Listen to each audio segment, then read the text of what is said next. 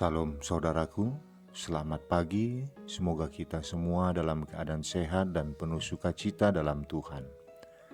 Marilah kita menggunakan waktu sejenak untuk berdoa, membaca dan merenungkan firman Tuhan sebagai sumber kekuatan, inspirasi dan motivasi bagi kita hari ini, Senin 23 Agustus 2021.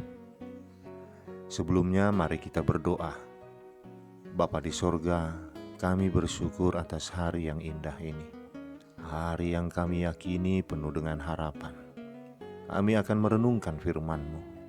Kiranya Roh Kudus menerangi hati dan pikiran kami, agar kami sungguh memahami firman-Mu. Dalam nama Tuhan Yesus Kristus kami berdoa. Amin.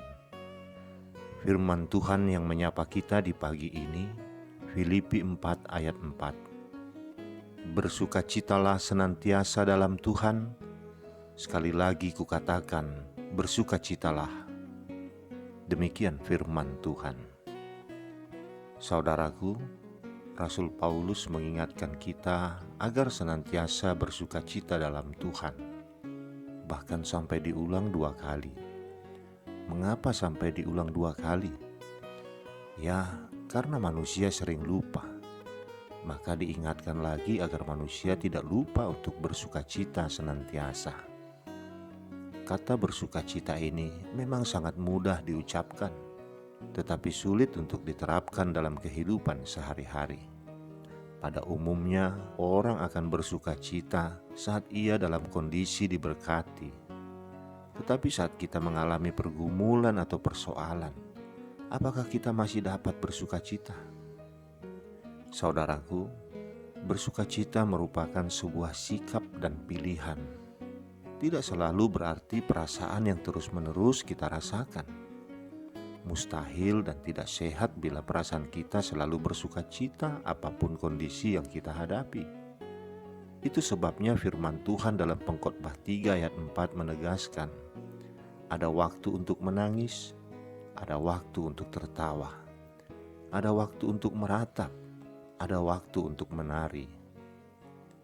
Orang yang bersukacita dalam Tuhan tetap bisa bersedih, tetap bisa menangis, namun ia tidak terbebani oleh apapun yang dialaminya. Memang secara akal hal ini sulit dilakukan, tetapi apabila kita senantiasa melibatkan Tuhan dalam segala aktivitas kita, maka kita akan sanggup untuk melakukannya. Saat Paulus menulis surat ini, ia sedang ada dalam penjara. Bukan karena kesalahan atau kejahatan yang dilakukannya, tetapi oleh karena pemberitaan firman Allah. Paulus dapat tetap bersukacita karena memang sukacita yang dari Tuhan tidak dapat dipengaruhi oleh situasi dan keadaan yang ada di sekelilingnya. Bagaimana mungkin seseorang yang ada dalam penjara bisa memberikan nasihat agar kita selalu bersukacita? Tetapi inilah yang dialami oleh Paulus. Ia menunjukkan bahwa ia tetap memiliki sukacita yang sejati meskipun ia sedang ada dalam penjara. Lalu, apakah yang membuat orang percaya kehilangan sukacita? Yang pertama, kita akan kehilangan sukacita bila kita berharap pada sumber sukacita yang salah, yaitu materi, kesehatan, kepopuleran, dan kesenangan duniawi. Ingatlah bahwa segala sesuatu yang kita miliki bisa hilang. Semua barang yang kita miliki bisa rusak atau dicuri. Kesehatan kita suatu saat nanti tidak akan bisa kita pertahankan. Kepopuleran kita pun lambat laun pasti akan tergeser oleh kepopuleran orang lain. Demikian pula semua kesenangan duniawi yang kita rasakan saat ini, suatu saat tidak akan bisa kita nikmati lagi. Kita hanya akan bisa memiliki sukacita yang tidak akan dapat hilang jika Tuhan saja yang menjadi sumber sukacita kita. Yang kedua, kita akan kehilangan sukacita bila pengharapan kita hilang. Bila kita tidak lagi percaya bahwa Allah memahami semua pergumulan kita dan selalu memberikan yang terbaik bagi anak-anaknya, kita akan memandang kehidupan dengan rasa pesimis.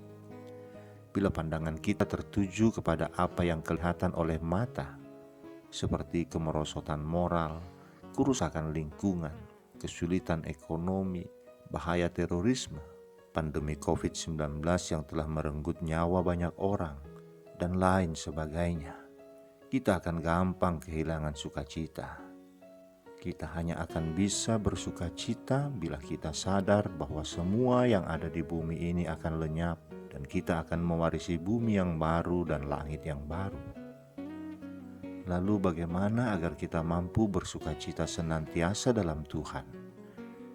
Saudaraku, sekurang-kurangnya ada 5 cara untuk bersukacita dalam Tuhan.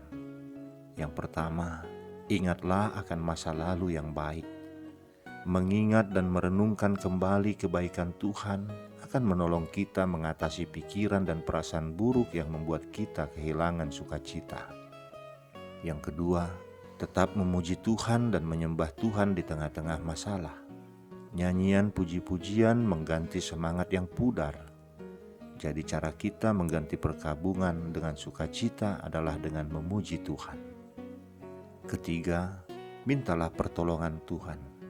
Dalam menghadapi masalah, seringkali kita lebih dulu mencari pertolongan manusia. Bahkan ada yang sering pergi ke paranormal, dukun, dan hasilnya hanya kekecewaan dan masalah yang semakin berat. Pertolongan dari manusia itu terbatas, tetapi pertolongan dari Tuhan tidak terbatas.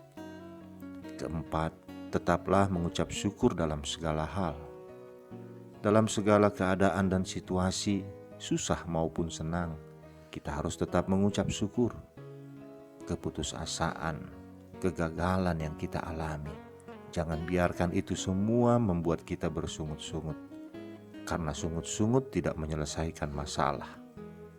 Kelima, lakukanlah hal-hal yang baik. Apa yang kita tabur, itulah yang akan kita tuai. Hal-hal baik yang kita tabur saat ini, hal-hal baik juga yang akan kita tuai nanti. Saudaraku, demikianlah seharusnya hidup orang percaya. Sekalipun kita sedang terpenjara dengan berbagai macam beban hidup yang berat, jangan sampai kita kehilangan sukacita. Sukacita harus dimiliki setiap orang percaya, karena sukacita itu penting.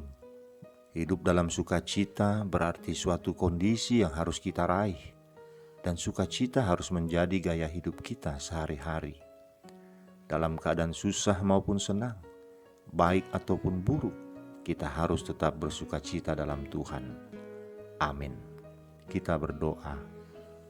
Bapa di surga, kami bersyukur kepadamu, Engkau ingatkan kami hari ini agar senantiasa bersukacita.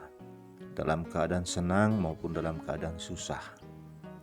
Biarlah gaya hidup kami adalah gaya hidup yang bersukacita di dalam Tuhan. Kami hanya mau mencari sumber sukacita itu hanya di dalam-Mu Bapa. Tolong kami untuk dapat meraihnya. Dalam nama Tuhan Yesus Kristus kami berdoa. Amin. Selamat beraktivitas saudaraku. Tuhan memberkati. Shalom.